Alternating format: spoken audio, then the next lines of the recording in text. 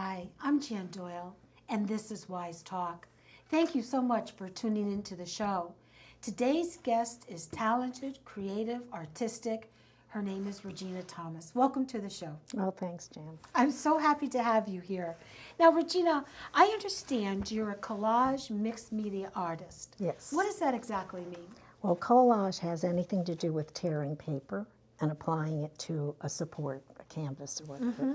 And mixed media is just what it says. It's mixing different mediums. It could be different types of paint, acrylic, gouache, watercolor, inks, graphite, charcoal, and mediums. We also, in today's day and age, have a lot of gel mediums that companies make for acrylic that could give them texture and other different types of looks, which I'll talk about with you later. Yeah, I just had a quick question that came to my mind. Would you ever consider mixing photographs and thread as mixed media? Oh, yeah. A lot of people with digital photography today, they incorporate it into fine art as transfers or doing that, or using textiles and threads. So yes, absolutely. So the definition seems to be enlarging or broadening itself. It is, because there's so many things, creative things available to artists today that weren't before. So. And I know you like to get those and buy them. Oh, I'm and playing try with them out. everything. I'm always pushing the envelope and trying to teach myself something new. Which I have to say I was really impressed with when I met you, and then you said that. Now, when you start a piece, you look at a blank white canvas. Now what? That's the hardest part, I think, for most of the people I know that are in the art field. It's kind of intimidating. You see this white thing and you're supposed to come up with something creative. So for myself, I usually just throw some paint on the canvas. By throwing, I do mean literally splashing it on, or taking gloves and smooshing it around, or just using brushes and palette knives and do that. But before you start that process with the actual goodies, the mediums, primer is important. I urge that even today, when you can buy canvases that are pre-primed by the factories, they're white. That's gesso, which is a chalky white substance. And just like when you paint a house, you have to prime the walls first so that the paint doesn't suck it all up. It's the same way with us. And it also makes the canvas easier to work on. So I urge you to gesso it and then start throwing some stuff on it. Now, some people like to think about it ahead of time. I don't. I am pretty much just going with the flow and seeing what comes up, and eventually something comes out. That almost sounds like it's difficult to be, like you go to, I saw your studio. I have studio envy, I might add. And you go down and you look at your canvas and you just create from that blank slate, and that sounds difficult to me. I very rarely have anything in mind. There's a thing that we used to do as children where you would doodle. Yes. And you'd make all these different doodle things, and then you're supposed to find something in that doodle. It could be a bird, a snake, a tree. And that's kind of what I do with the gesso. I apply it thickly and leave it very textural most of the time. And somehow I'll keep studying that and then putting the paint on, and I'll start to see things. Oh, that's a very interesting process. Now, we're going to start looking at some of your work and then going into specifics. But the first piece is called Watcher in the Woods. Right. And I understand that's behind you. Yes. So can you explain to me a little bit about this piece, your inspiration? I have some favorite icons that I like to put in my art. Trees are my absolute favorite. I just love trees, and I study them all the time. I find them almost more beautiful bare because the barks are so interesting. So this piece, again, I had just primed the canvas and started working and created this series of trees. And as I was doing it and making it very textural and trying to make the bark more interesting, I started to have some fun with it and left some areas where it almost looks like a face or an eye looking at you. And I don't know how many people go for walks in the woods, but sometimes it can be a little interesting where you feel as if you are being watched. So Well, I think a lot of trees have faces in them. And I'm looking and I remember when I saw this in your house, I did pick out an eye. Mm-hmm. But I like looking at trees in nature and picking out different parts of the body in a tree. They're fascinating. Yeah, trees are just beautiful to me. There's nothing like it. It's our anchor between heaven and earth. So, What a lovely saying. well, it's true. What? So, Now, do you work from a photograph or no. No, as I say, I just apply mediums and I keep layering and texturing. This is many, many layers to achieve this. And one of the mediums that I like to use in the trees, not everywhere, but some places, if you can see this closely, is crackle paste, which I'll talk about later. He's doing a close-up now. Yeah, and crackle paste does just that. It Would you causes like to cracks. use my pen, maybe that would Yeah, it extend? causes cracks in the bark, which you see when you look at real trees. Mm-hmm. Now, none of my work is supposed to be realistic, but it represents a tree. Well, When he'll you go look back- at it. He'll go back to a detail and, Now, if you look over here, I okay, don't know, good. this one area, I don't know if I'm covering it You're up. doing a fine job. This one area here, if you look very closely, looks like there's someone in that bark looking at you. I see that. And that's what I like is when people look at my work from a distance, they like it. But then they keep getting in closer, and they all say, most of my people who come to my shows say they always find interesting things in it. And that makes me happy. Now, give you that that. was very good. Now, I just wanted to speak a minute. So you have shows and you exhibit at a gallery. Can you tell me a little bit about that? I started out in Boston area, and then when I moved here to New Haven, I started to join different organizations, like New Haven Paint and Clay is one, Creative Arts Workshop. There's a whole series, and I'm right now being represented in Centerbrook, near Essex, at Spectrum Gallery. And so I do work whenever she has different exhibitions. The one coming up, I think it's going to be in February and March, at the end of February, March, is black and white. So right now I'm having fun challenging myself doing some just black and white work. Well, I've been to that gallery, and it's a wonderful gallery in Essex. Yeah, it is. It's a beautiful space. Now, I also understand you give workshops there. Workshops and classes. So, and that kind of moves us right into your sample boards. Tell me a little about your sample boards and what you do at the workshops and classes. Well, I try on my classes that I do for 5 weeks, I start my students out with learning things about painting or collage. Usually collage first, which is using papers. You'll notice a lot of papers in my work. And we'll be talking more And about we'll talk that. But then also learning what the mediums, there's so many mediums that you can use. And these are from Golden's. So this Why is don't what you I hand me one of do. those? I make sampler boards for them. And this is Liquitex. I like both companies. I don't get any money. I'm not promoting them. But I do recommend them.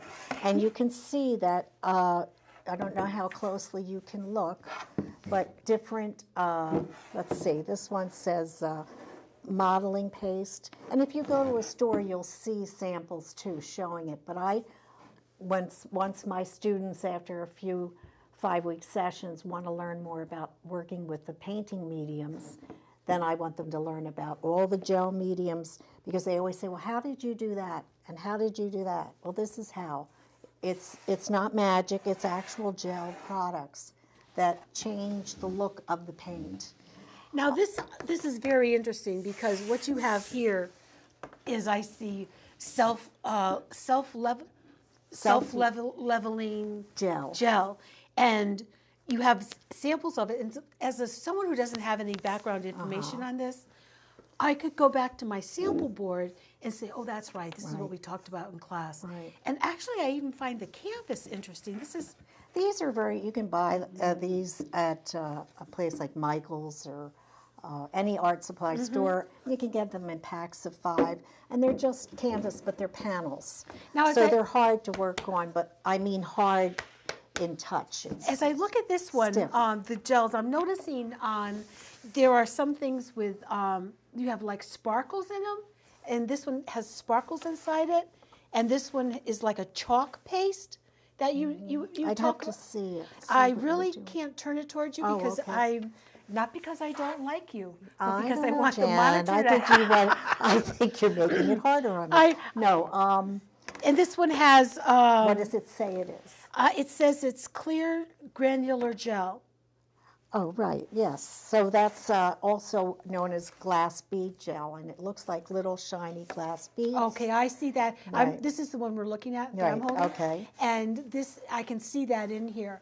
So when you send your students home and they have a sample board, this becomes an invaluable learning tool. It is, and I want them, I always give them printouts and have them do something like this so they'll remember when they're on their own and they want to, because it's expensive. So they want to, if you're going to purchase something, make sure you really use it. This one is a coarse pumice. That's like a sand, as you can see. These are those granular gels, or I think I have, this product is Liquitex, and this is the same idea, the glass bead. It's just a little different. Each company makes it differently. Let's see if I can find, it's hard to tell because it's white, but this is crackle paste, which I used in the trees, and you can see the cracks in the panel. That's not showing up as well as it does in person, but I understand what you're saying.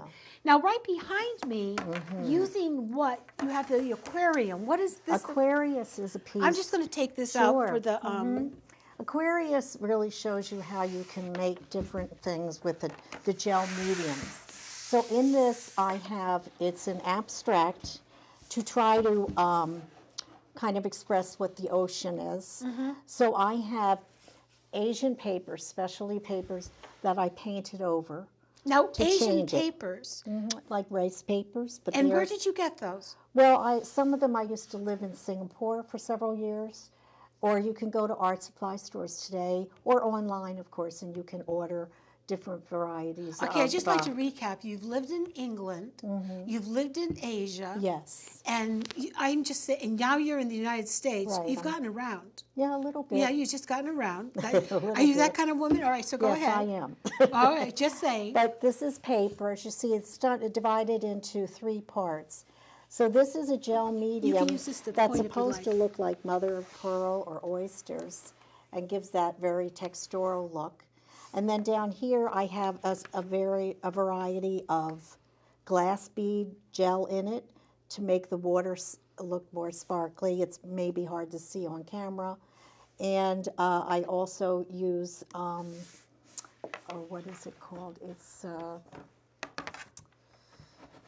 It's like a glitter, but it's in, I don't have a sample of it, that you can buy, these little paints that have broken up chips that glow.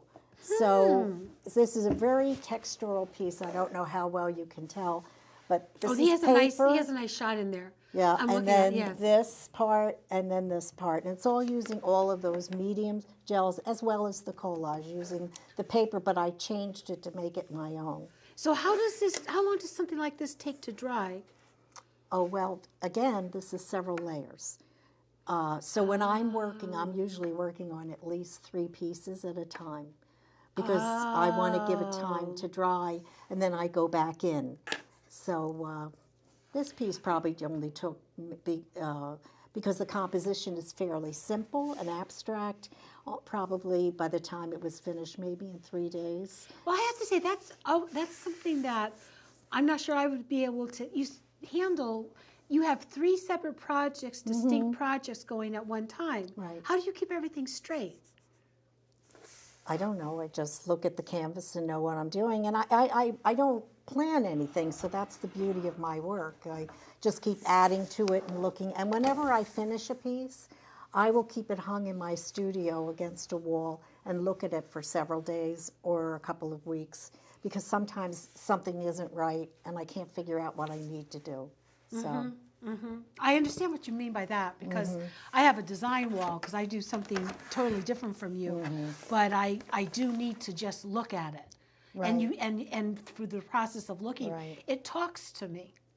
I don't know, does your work talk to you? Yes, and some days it doesn't talk to me, and I have to walk away. That's why I do more than one project at a time.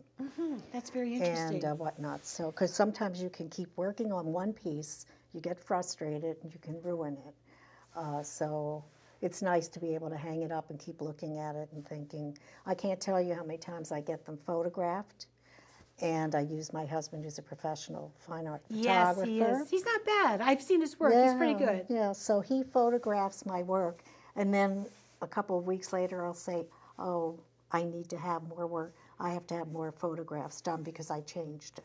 Does he make you make him cookies or something to do that? I mean, does he work you out for it? I just was wondering when, one thing that sort of resonated with me when we were doing our pre-interview in your studio is that you always like to try the new products. Oh, yeah. And why is that? Why isn't it like, well, I know how to do it, I'm just going to stick with what I know? Why new products? Well, I think everybody's different, and I started art late in life, and a lot of my work has been self-taught.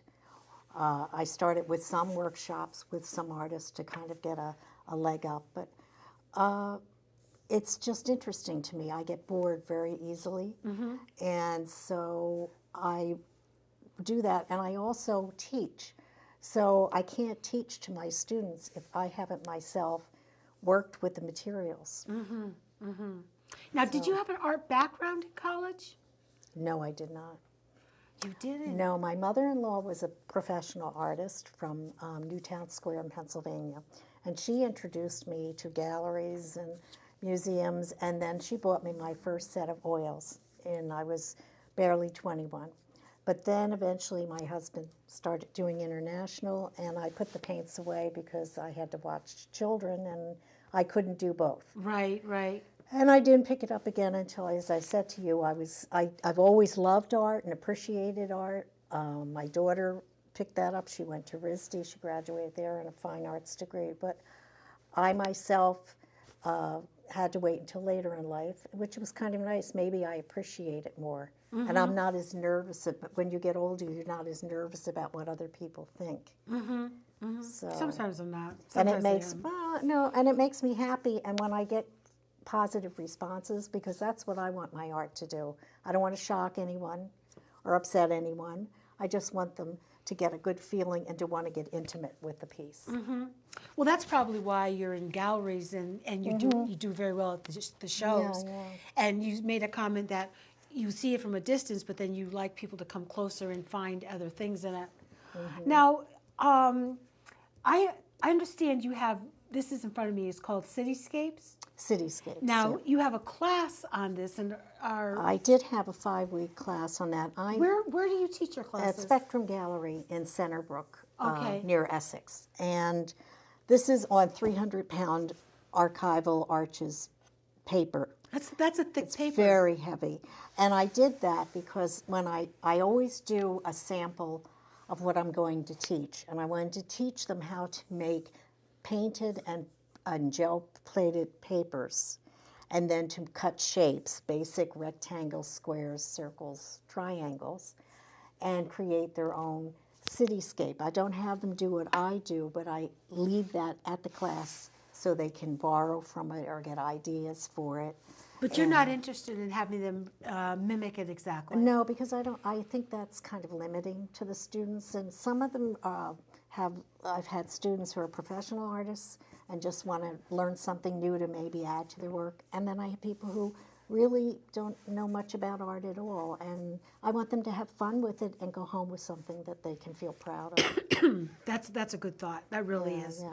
Now we're on a new series, a 5-week series, and I get a lot of return students, and we're doing tearing papers and creating painted paper collages, and I'm letting them pick out their own composition. I've showed them, because not all of them can draw, how to do a carbon paper on top of a already painted surface, and some are doing birds, some are doing trees, horses, cows, still life, whatever they want to do, and they're going to tear the papers, not cut it, but tear the papers this time and go with the curvature of their work, and we'll see how that goes. Well, I think that's fantastic. After talking with you, I just want to take one of your classes because I thought, not that I ever expect to grow up and be just like you, but I just like the idea and the playful part of it. And I want them to have fun. yeah, and understanding I know nothing about it. And I think because knowing you and knowing I know nothing about it, it's okay because you said something to me where you take every student where they are, you know, and you walk around and you take every student and you help them move forward. And I thought, well, I don't care if I make a mess. You know, I don't know anything anyway. No. And I always say to them, it's only a piece of paper or a canvas, and we can throw gesso over it, and it just makes the work more textural. That was my thought. It's a win-win. Now, there's a word I'm not going to even try to say because I know I'm not going to do it well. Oh, the title of this piece? And I can't say it, so what is that? Shanasere.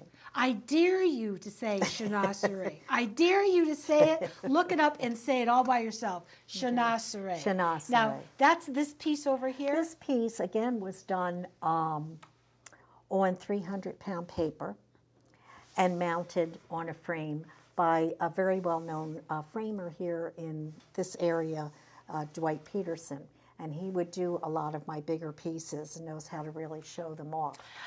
I always thought it was your husband who did this. No, he's done some basic framing for me, but when I have bigger pieces that I want to have in a show, Dwight was the person, the go-to person. A lot of the artists in New Haven use him. Oh, all this time I thought this was, you married a talented man. And I was extremely jealous. I'm not as jealous anymore. No, see? Because I noticed the framing and I loved the framing. Yeah, he does wonderful work, and he always makes my work. Presentation is everything. It is. And he does a beautiful job, and it's probably hard to tell here, but I am known for my very uneven, raggy edges. I like to go over the paper, and so that really highlights it. It's a floating mat, and I'm not sure what he uses to pull it out a little bit from the surface of it. But this is all Asian, because I did live in Singapore, and you can get these papers today here, but also when my husband would go to Asia, to different countries, he would bring back vintage papers from China and whatnot. So I did that. And then I have a thing when I go on vacation, my husband makes my girlfriend and I sit in the back seat, and we either read books or I sketch. So I just have little books I buy usually at Barnes & Noble that are these beautiful leather books with the mulberry paper, which is Asian. Yes. And so I take pencil and do pencil sketches, and of course it's always nature, leaves and whatnot, and bring them back when I come home after a trip, and every once in a while pull them out and embellish them, paint them a little bit more, add some ink. And so I thought they'd be pretty in this particular piece. Very, so you very can interesting. See different leaves. Very interesting. In the piece. And the thought that I had, because I know when you travel, when you try to bring back gifts, it's difficult because you're constrained by size and weight.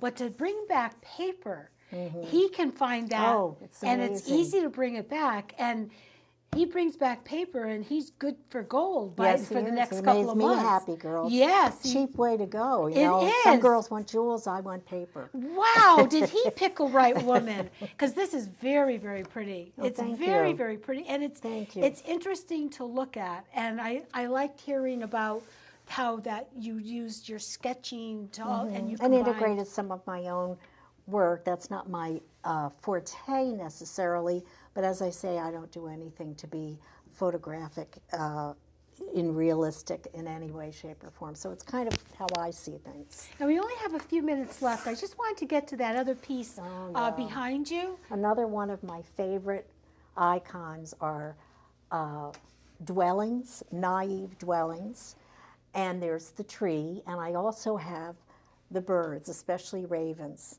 I think there's something special about the raven. And That reminds me of Edgar Allan Poe. Well, yes, if you want to go dark. I'm not trying to go dark. Okay. But I integrated, this is called Kindred Spirits, and it was a 2-part series.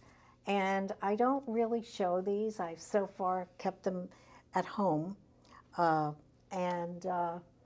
but they're some of my favorite work, and I just have fun making these simplistic dwellings. And this time I put the tree, the bird, the whole 9 yards. And I use old vintage papers, materials, the foil you see in there. I think that was gum wrapper foil. Really? Yeah, I'm like a bag lady. When Bob goes to New York, he's a photographer. We'll go early in the morning and he'll be trying to photograph, and I'll be in the back with my raincoat with the big pockets, picking up papers and trash from the streets. And he gets so upset. I said, you forget what I do. Yeah, you forget. I mean, really, you should know. Now, you just told me you've been married 50 years, and I'm thinking, you know, he's not going to go leave you now after 50 years. Well, you know? one never knows. You know? 50 years.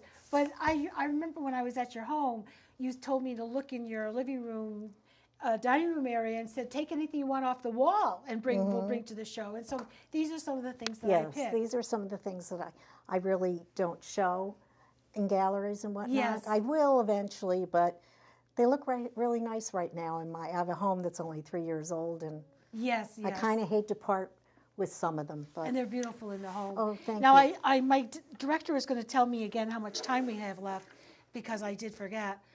But I really quickly want to see that piece over there in caustic art. What This is is that? in caustic. The oldest art form is using melted wax and pigment. And, Hold it up to the camera. And I am, is this the right camera? Yes, that is. And I am teaching myself. I've taken a couple of weekend courses with some well-known encaustic artists so that I could learn how to safely do it. But it's melting wax and adding pigment, and I also have old papers underneath, so you can kind of see it. We're going to have this maybe another show and talk more about it. I just wanted to make sure the audience saw that. I'm still learning these, and I have probably about 8 pieces I'm working on. Maybe that could even be a show in of itself. Let me ask you this: do you have a website? Yes, I do. What is your website? It's Regina, Regina, M as in Marie, Thomas, THOMAS, at Comcast.net. I just realized we have the same middle name. My middle name is Marie. Oh, yeah? We're sisters, and I we didn't know that. know. So, and if people wanted to contact you, that would be the way to do it, is through your website. Right. Regina M. Thomas. And they can look up and find out more about you and where you're Oh, showing. wait a minute. Comcast.net, that's my email. Okay. So .com. .com. I do this all the time. Either way, you can get hold of me. And if you should forget that and you want to contact her, and you can always contact me, Jan Doyle at BCTV, or you can contact me through jmdteach at comcast.net. And either way, we'll get in touch with her. But this was really extremely interesting. Oh, thank you. To know how you developed as an artist. It all started with your mother-in-law. So mother-in-laws are not all bad. That's kind of good to know. Oh, I loved her dearly. You know, she was quite talented. And she brought you. We owe it all to her. But we really owe it to your husband, because you met her through your husband. Absolutely. So he's at the root of your creative genius. Oh, sure. Give him the credit. It always ends up. Give Bob the credit. But your work is wonderful, and I hope I get to take one of your classes in the upcoming year. That would be great. That would Thank be you great. so much for Thank being you, on the Jan. show. I really appreciate it. Thank you. So hold that.